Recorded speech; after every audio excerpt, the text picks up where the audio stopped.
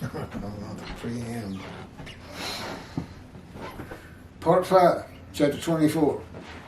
My memory card, it can hold 10, 12, 30-minute videos, but it always cuts off at 30 minutes.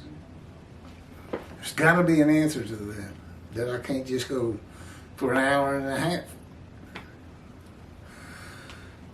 Part 5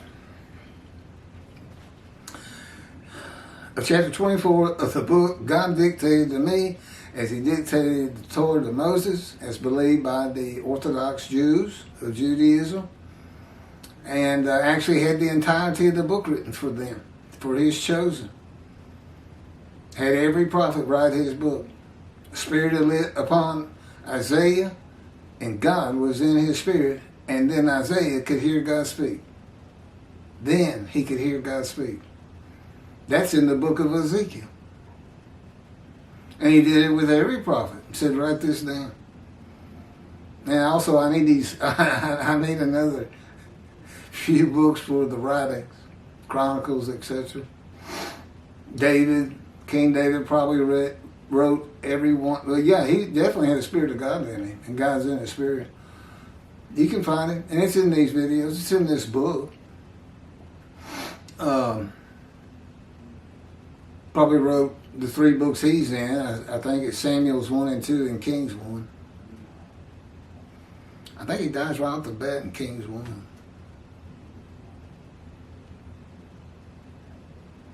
Oh, okay, here's a paragraph I was finishing up with in part 4 of chapter 24. Isaiah 53 was written with the knowledge of God that the Gentiles would take the book of the children of the book and call it their own. That they would do it based on the animal sacrificial atonement worship laws of the Torah. The whole forgiveness of sin things. That's not where I... Okay.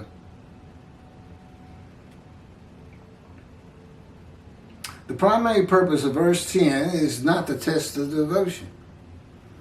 It is to make certain that the animal sacrificial atonement worship laws of the Torah cannot be used for the man described. That's why God disfigures him and blemishes him with disease. And I guess the Christians just, I don't know.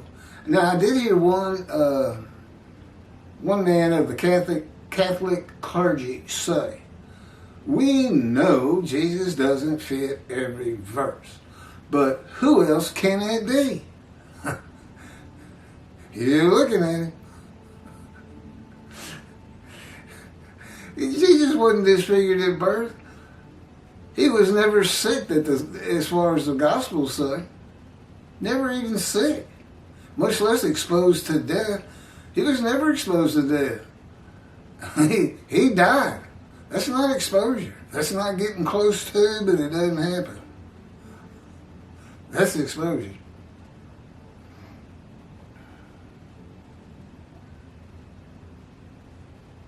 It is the only reason God would crush a man with the disease, to make him be his servant.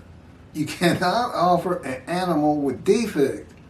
An animal is blemished, so God blemishes the man. No man would refuse God, and God does not need a man's permission to make him a servant. He is God. In the book of Ezekiel, God seized him. He said, Ezekiel said, and I went in the bitterness and the fury of my spirit in the hand of God. Well, you figure things are going good for you if you're in the hand of God. But Ezekiel would tell you, no, it's a fire of refinement. It's brutal. He makes you furious.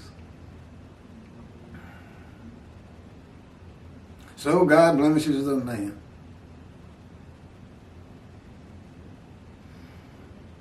In the book of Ezekiel, God seized him and made him suitable for the purpose of being a prophet to the Assyrian Babylon exile in God's fire of refinement. That won't work. No, we're going to have to stop there. That's the end of chapter 24. How come we don't have a commentary on their 53:10 commentary? You think we covered it all? Well, again, it should be their job and responsibility to their flock to come investigate this man out here saying the things I'm saying. Oh, we've had over 1,500 views from Canada, and I think that's where Jews for Judaism is. Somebody is bound to have said something.